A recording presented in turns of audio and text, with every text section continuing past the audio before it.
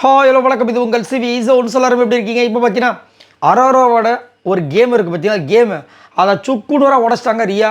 பயங்கரமான சம்பவம் நடந்துக்கு, அதை பற்றி பார்க்கலாம். அதுக்கு முன்னாடி பார்க்குற எல்லாருமே நம்மளோட சேனலை சப்ஸ்கிரைப் பண்ணிட்டு பாருங்கள், லைக் பண்ணுங்கள், கமெண்ட் பண்ணுங்கள், ஷேர் பண்ணுங்கள். இப்போ வாங்க அந்த வீடியோக்குள்ளே போகலாம். ஸோ கொஞ்ச நேரத்துக்கு முன்னாடி தான் நம்ம பார்வதியோட அம்மா உள்ளே வந்தாங்க. செம்மையாக இருக்காங்க, சூப்பராக பேசுகிறாங்க. யாருக்கு சொல்ல வேண்டிய விஷயங்கள் இருந்துச்சோ அதெல்லாம் சொல்லிட்டாங்க.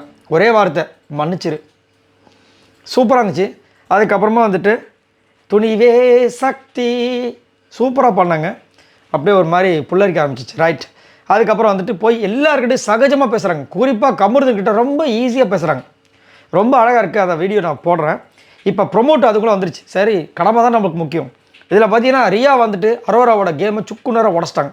ஏன்னா அரோரா வந்து இந்த துஷார் போனதுக்கப்புறம் ஒரு அழுதா பற்றி அவன் தான் எனக்கு நான் வெளியே போய் நான் பேசணும், என்னமோ கல்யாணம் பண்ணுற ரேஞ்சுக்கு பேசியிருப்பாங்க.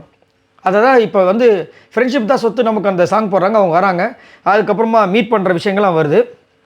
அதுக்கப்புறமா ரெண்டு பேரும் அந்த ஒரு பாய் ஃப்ரெண்டும் அந்த ரியாவும் உட்காந்து கேள்வி கேட்குறாங்க.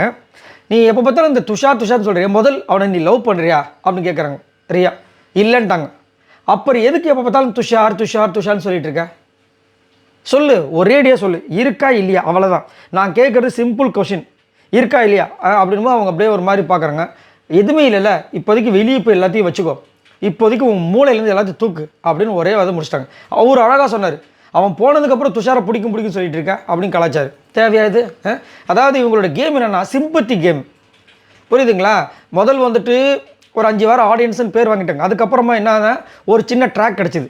விஜய் பார்வதியை பற்றி கலாச்சா எல்லாரும் நம்மளுக்கு பாசிட்டிவாக சொல்கிறாங்க, விஜய் சேதுபதி அவர்கள் நம்ம பாராட்டுறாங்கன்னு சொல்லிட்டு அந்த ஒரு கேம் எடுத்துகிட்டு போனாங்க.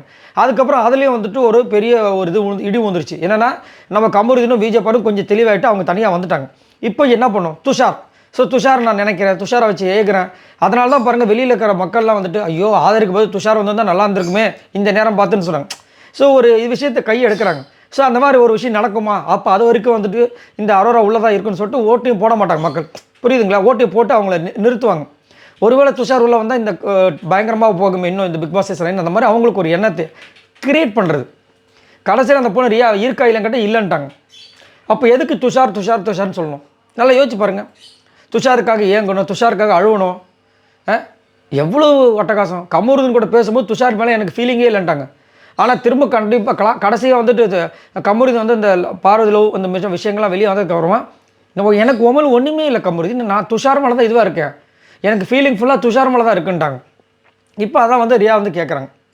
இன்னும் நிறையா கேள்வி கேட்பான்னு நினைக்கிறேன். அதே மாதிரி உள்ள ரியா வரும்போது பார்வதியை ரொம்ப கையை பிடிச்சி நான் உங்களுடைய பிக் பாஸ் அந்த ரிவ்யூ சொல்கிறாங்கன்னு நினைக்கிறேன், நான் ரொம்ப ரசிப்பேன் அப்படின்னு சொன்னாங்க. ரொம்ப அழகாக இருந்துச்சு, செம்மையாக இருக்குது, வேறு லெவலில் இருக்குது. பார்க்கலாம். இதை பற்றி உங்களோட கருத்துக்களை சொல்லுங்கள். பாய் நண்பர்களே.